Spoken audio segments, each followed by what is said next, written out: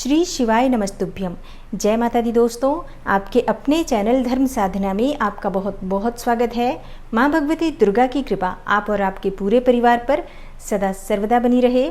दोस्तों, आषाढ़ मास के शुक्ल पक्ष का प्रदोष व्रत 11 जुलाई को है, सोमवार के दिन है। और सोमवार के दिन जब प्रदोष का व्रत आता है तो ये बहुत महत्वपूर्ण होता है। इस दिन को सोम प्रदोष कहा जाता है। और सोम प्रदोष का व्रत धारण करने से या बिना व्रत किए भी भगवान शिव की पूजा आराधना करने मात्र से भी मन की समस्त कामनाएं पूर्ण हो जाती हैं। आपके जीवन में किसी भी प्रकार की परेशानी हो, किसी भी प्रकार का अभाव हो, आज अगर आप भगवान शिव और शक्ति की आराधना करते हैं तो निश्चित ही आपके जीवन से समस्त प्रकार की परेशानियों का समापन हो जाता है। और इस बार का जो प्रदोष व्रत है सर्वार्थ सिद्धि योग में प्रारंभ हो रहा है। और आप सब जानते हैं कि सर्वार्थ सिद्धि योग का महत्व कितना अधिक होता है। सर्वार्थ सिद्धि योग में अगर हम कोई भी पूजा करते हैं, कोई भी नया कार्य प्रारंभ करते हैं, कोई भी उपाय करते हैं तो उसका फल हमें बहुत शीघ्र प्राप्त होता है। तो सर्वार्थ सिद्धि योग में सोम प्रदोष का होना एक बहुत ही शुभ योग है। ऐसे में अगर आप भगवान शिव और शक्ति की आराधना करते हैं तो निश्चित ही आपकी पूजा का, आपकी प्रार्थना का कई गुना फल आपको प्राप्त होगा। तो आज की वीडियो में मैं आपसे एक बहुत ही अचूक उपाय शेयर करने वाली हूँ। अगर आप इस उपाय को आज के दिन करते हैं तो निश्चित ही आपकी जो मनोकामना है वो बहुत शीघ्र पूर्ण होगी। भगवान शिव और माता पार्वती का आशीर्वाद आपको बहुत शीघ्र प्राप्त होगा। और इसके साथ ही आज की वीडियो में मैं आपसे शेयर करने वाली हूँ सोम प्रदोष व्रत की कथा और शुभ मुहूर्त के बारे में। दोस्तों, अगर आप प्रदोष व्रत के नियम और पूजा विधि के बारे में जानना चाहते हैं तो इसके लिए चैनल पर पहले से वीडियो अपलोड है, आप उसे ज़रूर देख लीजिए, क्योंकि उस वीडियो में प्रदोष व्रत के नियम और पूजा विधि के बारे में संपूर्ण जानकारी दी गई है। और आज जो उपाय मैं आपसे शेयर करने वाली हूँ, इस उपाय को आप सब जरूर कीजिए। अगर आप व्रत करते हैं तब भी इस उपाय को कर सकते हैं और बिना व्रत किए भी ये उपाय कर सकते हैं।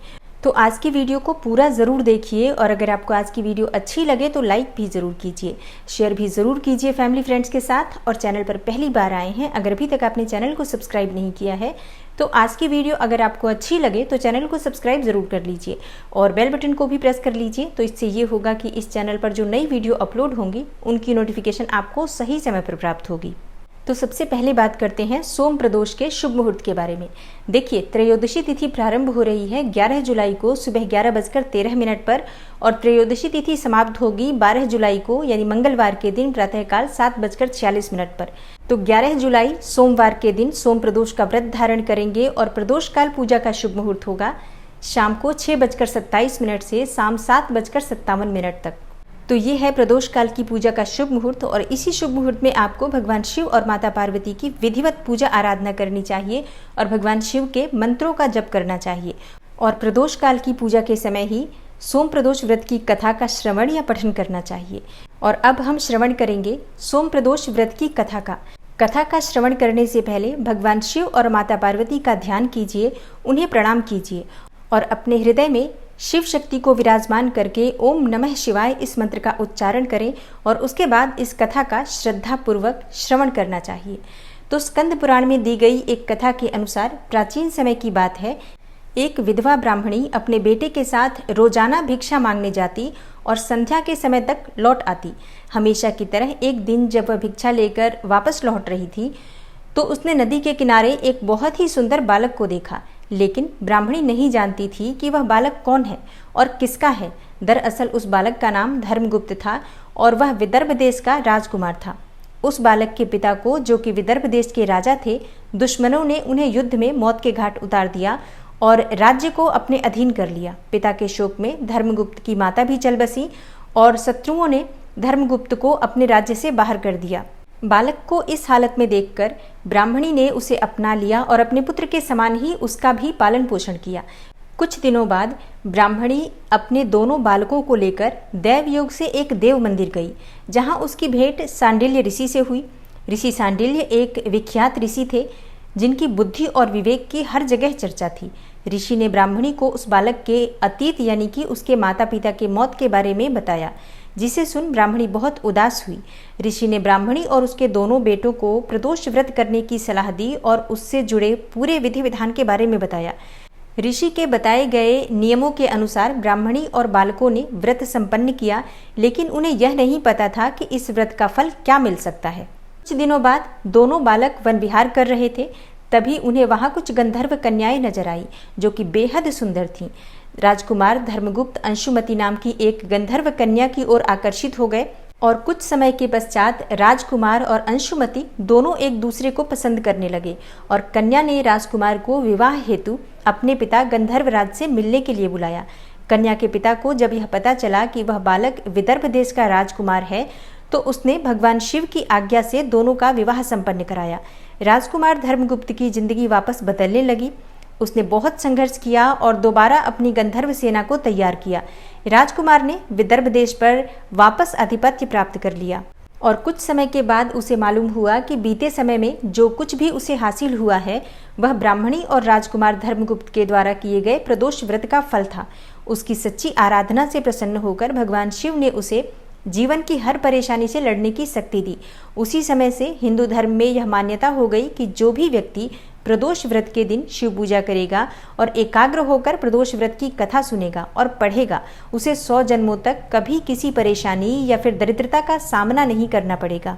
ओम नमः शिवाय। ओम पार्वती पतये नमः। दोस्तों, शास्त्रों के अनुसार प्रदोष व्रत की कथा सुनने मात्र से मन की समस्त कामनाएं पूर्ण हो जाती हैं और जाने अनजाने में किए गए सभी गलतियां, समस्त प्रकार के पाप कर्मों से मुक्ति मिल जाती है।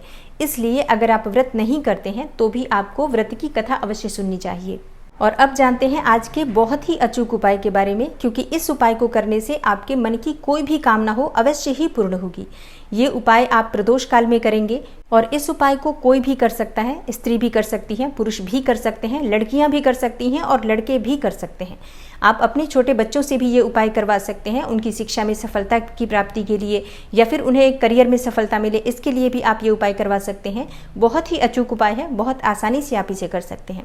करना क्या है आपको, शाम को प्रदोष काल में जो पूजा का शुभ मुहूर्त मैंने बताया है उससे पहले आप स्नान कर लीजिए, साफ स्वच्छ वस्त्र धारण कर लीजिए और ध्यान रखिए कि आज आपको काले और नीले रंग के वस्त्र धारण करके भगवान शिव की पूजा नहीं करनी है। वैसे भी आज सोमवार है, तो पुरुष हैं अगर आप तो सफ़ेद रंग के वस्त्र धारण करें, अत्यंत ही श्रेष्ठ होगा। महिलाएं किसी भी हल्के रंग के वस्त्र धारण कर सकती हैं। और भगवान शिव की पूजा के लिए सभी सामग्री जो आपके पास उपलब्ध है एक थाली में रख लीजिए। विशेष आपको क्या चाहिए, विशेष आपको चाहिए पंचामृत। लेकिन पंचामृत आपको एक बड़े पात्र में लेना है। किसी छोटे से पात्र में लेकर आप पंचामृत जाएंगे तो बहुत जल्दी वो समाप्त हो जाएगा और आपका ये प्रयोग पूरा नहीं हो पाएगा। इसलिए थोड़ा बड़ा पात्र लेकर और फिर आप पंचामृत बनाएं उसमें। जैसे कि पहले थोड़ा सा गंगा जल डाल दीजिए उस पात्र में, उसके बाद दूध, दही, घी, शहद, शक्कर, ये पांचों चीज़ें पर्याप्त मात्रा में उस पात्र में डालकर जल से इस पात्र को भर दीजिए और एक आटे का दीपक बना लीजिए। उस दीपक में आपको एक नॉर्मल बाती डालनी है, शुद्ध घी डालना है। शुद्ध घी का दीपक आज हमें अवश्य प्रज्वलित करना चाहिए, लेकिन अगर आपके पास शुद्ध घी ना हो तो ऐसे में आप तिल तेल का भी प्रयोग कर सकते हैं। लेकिन दीपक आटे का ही होना चाहिए, क्योंकि आटे का दीपक मनोकामना पूर्ति के लिए प्रज्वलित किया जाता है। तो ये सभी चीज़ें लेकर आप भगवान भोलेनाथ के मंदिर चले जाइए। आपके घर के आसपास जो भी मंदिर हो वहाँ जाकर ये उपाय करें। लेकिन अगर आप मंदिर नहीं जा सकते हैं, आपके घर से बहुत दूर है मंदिर, तो आप अपने घर में भी अगर शिवलिंग है तो आप ये उपाय कर सकते हैं। लेकिन अगर घर में शिवलिंग नहीं है तो आपको मंदिर जाकर ही ये उपाय करना पड़ेगा। वैसे भी मंदिर जाकर पूजा करना, मंदिर जाकर कोई भी उपाय करना बहुत श्रेष्ठ माना जाता है, विशेषकर प्रदोष व्रत के दिन, प्रदोष काल में। क्योंकि जैसा कि शास्त्रों के अनुसार ये बताया गया है कि प्रदोष व्रत के दिन, प्रदोष काल में भगवान शिव साक्षात रूप से शिवलिंग में विराजमान होते हैं। तो जब हम साक्षात भगवान भोलेनाथ की पूजा आराधना करते हैं, उनके मंत्र जप करते हैं और हम भगवान से अपनी मन की कोई कामना कहते हैं, कोई प्रार्थना कहते हैं, कोई परेशानी अपनी कहते हैं, तो बहुत शीघ्र हमें परेशानियों से मुक्ति मिलती है, हमारी कामनाएं पूर्ण होती है, हमारी पूजा, हमारी प्रार्थना बहुत शीघ्र स्वीकार्य होती है। इसलिए प्रदोष व्रत का इतना अधिक महत्व बताया गया है। इसलिए पूरा प्रयास करें, घर से बाहर जाकर मंदिर में जाकर ये उपाय करें। और मंदिर जाकर आपको भगवान भोलेनाथ को प्रणाम करना है, उसके बाद भगवान शिव की पूजा करनी है। तो सबसे पहले हमें अभिषेक ही करना होता है, तो थोड़ा सा पहले जल अर्पित कर दीजिए। उसके बाद आप पंचामृत से अभिषेक करेंगे। लेकिन जब आप पंचामृत से अभिषेक करेंगे उस समय आपको 108 बार ओम नमः शिवाय इस मंत्र का जप करना है। अगर आप स्त्री हैं तो नमः शिवाय का जप करेंगे, पुरुष हैं तो आप ओम नमः शिवाय का जप करेंगे। और पंचामृत से अभिषेक करते समय ही आपको कम से कम 108 बार मंत्र का जप करना है। अब आपका प्रश्न होगा कि हम मंत्र जप किस प्रकार से करेंगे अभिषेक करते समय और कैसे गिनेंगे। देखिए, एक माला यानी कि 108 बार नमः शिवाय का जप करने में 2, ढाई या 3 मिनट लगते हैं। मतलब अगर आप जल्दी जल्दी मंत्र जप कर पाते हैं तो 2 मिनट में ही एक माला का जप हो जाता है, और अगर आपको बहुत अधिक समय लगता है तो ज़्यादा से ज़्यादा 3 मिनट का समय लगता है। तो अगर आप गिन नहीं सकते हैं तो एक अंदाज़ा लगा लीजिए कि 3 से 4 मिनट तक आपको मंत्र जप करते हुए अभिषेक करना है भगवान भोलेनाथ का पंचामृत से। तो इसीलिए पंचामृत का पात्र आप थोड़ा बड़ा लीजिए और पूरा पंचामृत उसमें भर लीजिए, और एकदम पतली धार बनाकर पूरे श्रद्धा भाव से प्रेम पूर्वक भगवान भोलेनाथ का अभिषेक करते रहिए और नमः शिवाय, ओम नमः शिवाय का जप करते रहिए। और अभिषेक करते समय इस बात का ध्यान रखिए कि बिल्कुल भी धार टूटनी नहीं चाहिए। बहुत आराम से प्रेम पूर्वक आप बिना धार तोड़े अभिषेक करते रहिए और नमः शिवाय का जप करते रहिए। और पंचामृत से अभिषेक करने के बाद भगवान शिव पर थोड़ा सा जल अर्पित कीजिए। उसके बाद आप धूप, दीप, अक्षत, बिल्वपत्र जो भी सामग्री लेकर गए हैं उससे विधि विधान से भगवान शिव की पूजा कीजिए। कपूर से भगवान शिव की आरती कीजिए और शिव मंदिर में आटे का दीपक प्रज्वलित कीजिए। उस दीपक में आपको 2 लौंग अवश्य डालनी है, दोनों लौंग फूल वाली होनी चाहिए, इस बात का ध्यान रखिए। ये दीपक इच्छा पूर्ति दीपक होता है, तो अपने मन की कामना करते हुए दीप प्रज्वलित कीजिए और विश्वास रखिए आपकी मनोकामना बहुत शीघ्र पूर्ण होती है। तो हर प्रदोष व्रत के दिन आप अगर नियमित तौर पर इस उपाय को करते हैं, इस प्रकार से भगवान शिव का अभिषेक करते हैं, तो मात्र 5 प्रदोष में आपके मन की कोई भी कामना हो उसे पूर्ण होने के आसार आपको दिखाई देने लगते हैं। भगवान शिव की कृपा आपके ऊपर बरसने लग जाती है। तो इसके लिए आप एक नियम बना लीजिए कि जब भी आप भगवान शिव का अभिषेक करेंगे प्रदोष व्रत के दिन, आप इसी प्रकार से भगवान शिव का अभिषेक करेंगे। ये उपाय बहुत चमत्कारी है, बहुत शीघ्र असर देने वाला है। प्रदोष का व्रत जैसा कि आप सभी जानते हैं समस्त मनोकामनाओं को पूर्ण करने वाला व्रत होता है। तो इस दिन आप ये उपाय करें और बाकी सब भगवान भोलेनाथ पर छोड़ दीजिए। वो जो भी करते हैं, जब भी करते हैं, हमारे भले के लिए ही करते हैं। विश्वास रखिए भगवान भोलेनाथ पर कि वो आपकी कामना अवश्य ही पूर्ण करेंगे। और आज सोम प्रदोष है तो भगवान भोलेनाथ को सफेद पुष्प अवश्य अर्पित करने चाहिए। चाहे आपके पास आंकड़े के पुष्प हो या धतूरे का पुष्प मिल जाए या इन दोनों के अलावा भी कोई सफेद पुष्प हो तो भगवान शिव को अर्पित कीजिए और अपने मन की कामना भगवान भोलेनाथ से कहिए और भगवान भोलेनाथ पर पूर्ण विश्वास रखिए। तो आशा करती हूँ कि आज की वीडियो से आपको लाभ अवश्य होगा। अगर आपको आज की वीडियो अच्छी लगी हो, थोड़ी सी भी आपके लिए हेल्पफुल हो, तो वीडियो को लाइक ज़रूर कीजिए और शेयर भी ज़रूर कीजिए फैमिली फ्रेंड्स के साथ। चैनल पर पहली बार आए हैं, अगर अभी तक आपने चैनल को सब्सक्राइब नहीं किया है तो आज की वीडियो अगर आपको अच्छी लगे तो चैनल को सब्सक्राइब ज़रूर कर लीजिए और बेल बटन को भी प्रेस कर लीजिए। तो इससे ये होगा कि इस चैनल पर जो नई वीडियो अपलोड होंगी उनकी नोटिफिकेशन आपको सही समय पर प्राप्त होगी। मैं मिलती हूँ आपसे अगली वीडियो में, तब तक के लिए नमस्कार।